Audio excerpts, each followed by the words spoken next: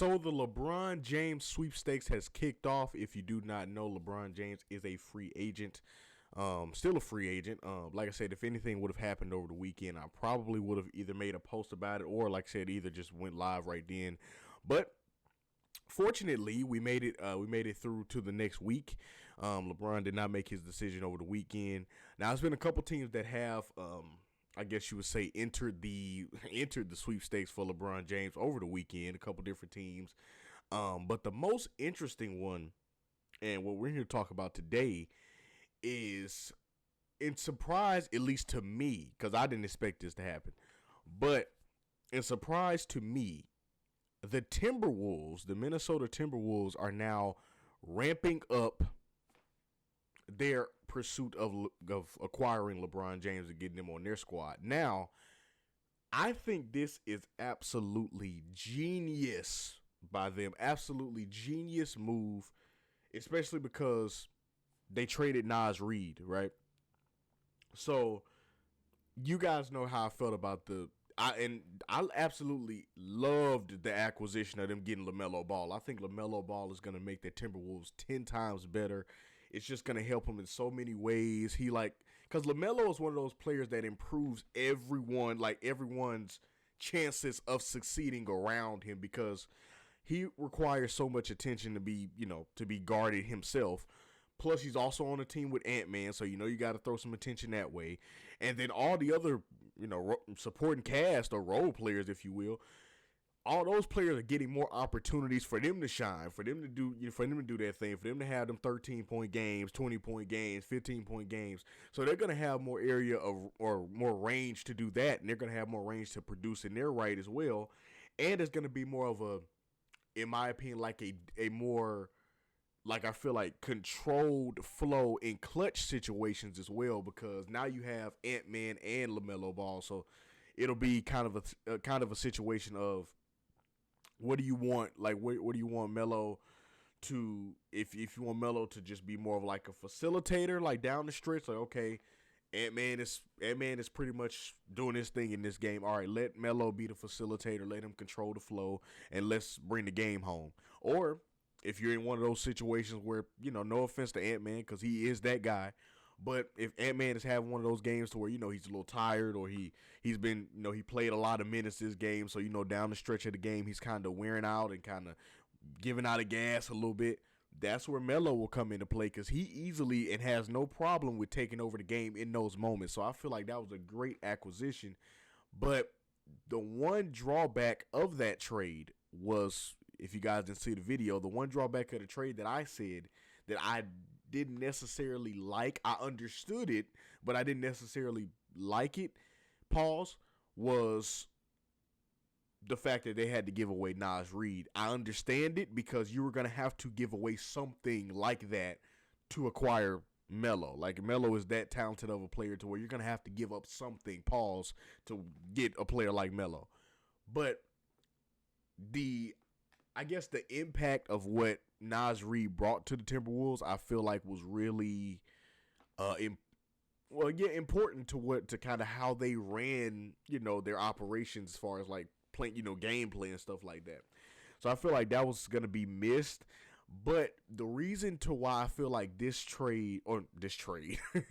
reason why I feel like this signing would be great for them, because I feel like while LeBron isn't, like a big to where like he can, play. Now LeBron can play all 5 positions. We know that, but he's not gonna play like a, like a in the paint center type of role. I don't think, even if he goes to Minnesota, he's not gonna play that type of role. He's gonna still be LeBron, so he's gonna more than likely be on the perimeter, if anything.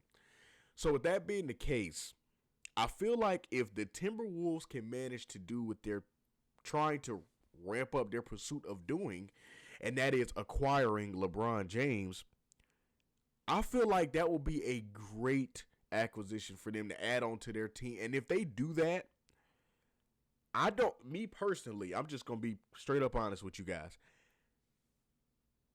Even as a Laker fan, I don't see no possible reason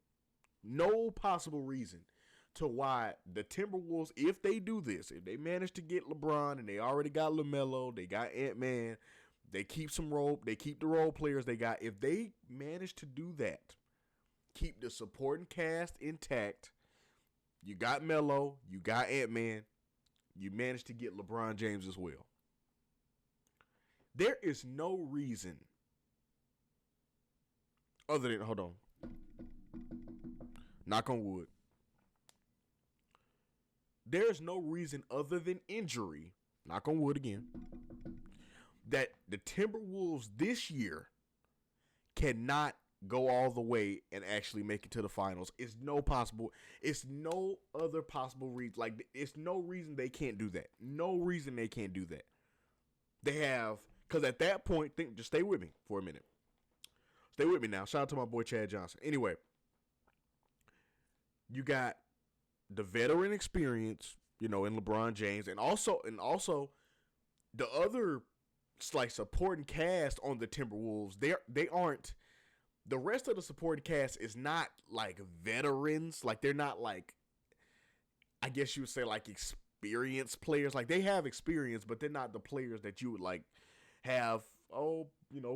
Finals appearances and been in the league for like 15 years. They're not like that veteran, but they are veterans. Like, they're not rookies. They're not like, they know the business of the NBA, how everything works. They know, they found their way in the NBA. Like, they're the Timberwolves supporting cast, other than like the younger guys, have found their way in the NBA. So they are not like strangers to making it, to doing what they need to do at all.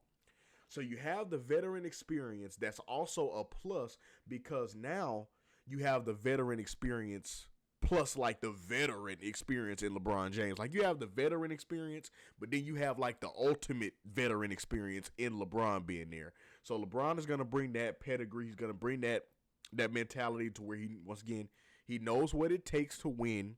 He knows what it takes to get to the finals. He knows what it takes to be a winning team. He knows what it takes to actually go through the regular season, maintaining a good record, and actually still be able to keep that up in the postseason. How to save energy for the postseason. He knows how to do all of these things that the Timberwolves, while they do have veterans, like I said, they may not really get the gist of how to do. Like, I love Ant-Man. I love LaMelo Ball. Pause. But it's just, they haven't had that experience yet. Now, granted, Ant-Man has had the benefit of actually defeating LeBron James in the playoffs before. As you know, when the Timberwolves beat the Lakers last year, or the year before last, I guess you say. They managed to beat the Lakers. So Ant-Man has that experience of defeating LeBron in the playoffs, but Ant-Man hasn't had that experience of getting to the finals yet. And I feel like that's it due to part because he didn't have that other guy that he could like rely on. No offense to Julius Randle. I love Julius Randle. He's a great player. He's a force. Like, when he gets going, like when he gets intense and locked in, he is a force on the court. Like, Julius Randle is a beast, 100%.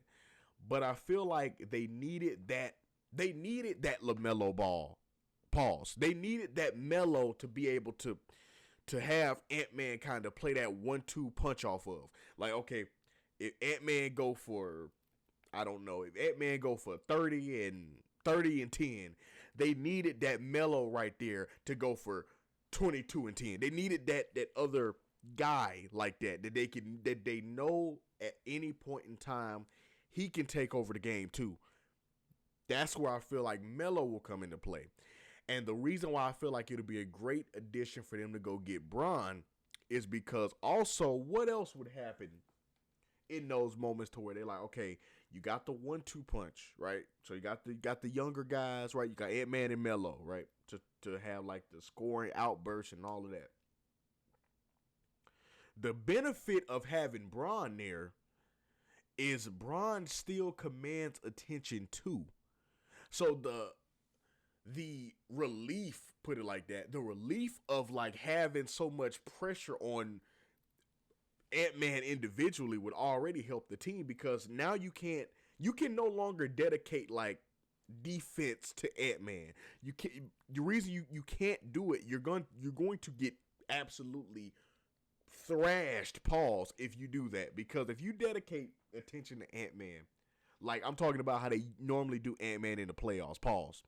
If you ever watch a playoff game against Ant-Man or against the Timberwolves, the other team is bound to do something like this. They always, like off a screen, throw two defenders at Ant-Man, and in the past, Anthony Edwards naturally has had to figure it out. And Ant-Man actually does very good, or dare I say very great, at like when those double teams happen, when those double teams, just naturally come, pause. He is great at like navigating it and like pretty much making the double team non-effective, because he does find the great passing lanes, the great ways to, execute off the double team. He finds the advantages that the Timberwolves have off the double teams that they send to Ant-Man. So he finds those advantages, which is great.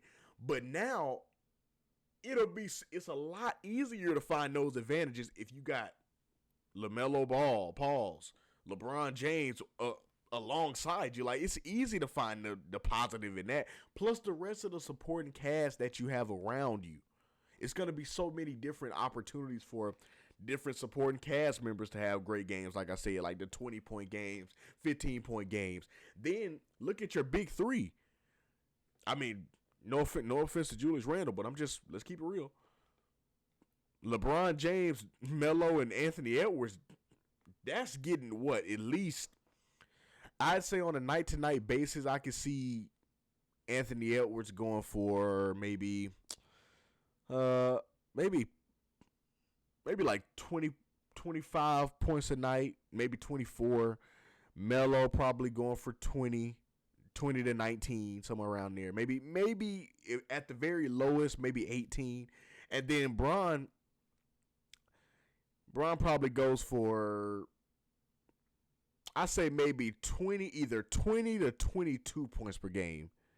So that's 22 points per game, 24 points per game from Ant-Man, and then 19, and then probably 19 points from Melo. That is a nice scoring output big three. That is a nice big three that you happen to have on your team. I would not, just calling a spade. I don't want to see that team in no clutch situation at all. Because that's what I feel like that team would like specialize at, like in the clutch. You don't want to see the Timberwolves. If that happens, you do not want to see the Timberwolves at all. I promise you. I promise you now. It is going to be a nightmare to see the Timberwolves in clutch moments, because they have so many players who are clutch. It's going to be like whoever manages to get hot at the end of the game is probably going to lead them to the win. Because think about this. Just think about this for a second. Ant-Man, and I've said this before, and I've openly said it, and I will openly say it right here on this podcast. Ant-Man is, in my opinion, top 3 to top 5 clutchest player in the league right now. No offense to anybody, I'm just saying, right now, he's probably top 3 to top 5 clutchest player in the league, or one of the clutchest players in the league right now, right? Bron, we already know is clutch. He's had, a multitude of game winners over the course of his career. LaMelo is clutch, believe it or not. I know people kind of give him flack, I guess because he's like, I don't know if it's because he played in Charlotte or what, but he's been getting like a lot of disrespect over his career. I don't know why. Like I said, maybe that's because he played in Charlotte, and Charlotte hasn't been good. I don't think that's his fault though. So I don't know what that's about. But the whole situation, what I'm talking about, would be a great situation for the Timberwolves to be on, in my personal opinion. But yeah, I like the Timberwolves supporting cast. Now, granted, they don't have Julius Randle anymore. He's in Brooklyn now. But I almost forgot about that earlier. But anyway, he's in Brooklyn now, so they don't have him. But, I mean, if you want a good Julius Randle Nas Reed replacement, LeBron would be that guy. I'm just saying, you still got Rudy Gobert. You still got LaMelo Ball, who pause on that. But anyway, you still have Melo. You still have Rudy Gobert. Like I said, if Rudy Gobert can have one of them, like, defensive player of the year seasons to where he just can be that guy. Now, we know Rudy Gobert, let's just let's just say this now. We know Rudy Gobert ain't gonna do too much offensively. All right, we know that, and that ain't no flack on him. That's Rudy Gobert. He's a defensive player, and he got the defensive player of the years to prove it. Go check his trophy case. Okay, I'm just being real with you.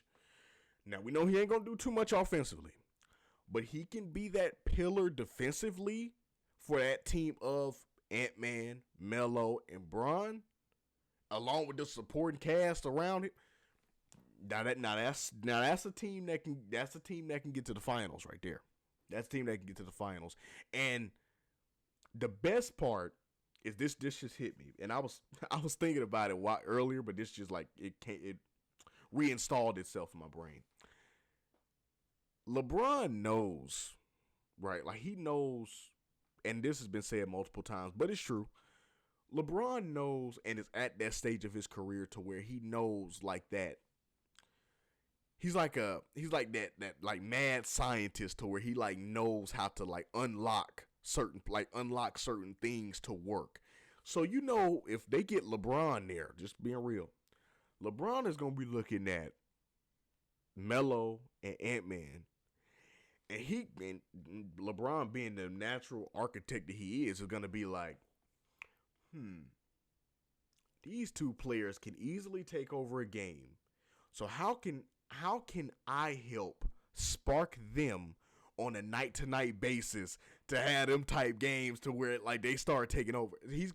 That's gonna be going through LeBron's mind, and I think with LeBron being like as smart of a player that he is, if you know, LeBron's a very smart, like high IQ player who knows once again how like to get like unlock those things and like have those players have like those sparks and those moments, and how to get players that a lot of people would have looked at like, oh, look, well, that player is this, or wrote them off or something.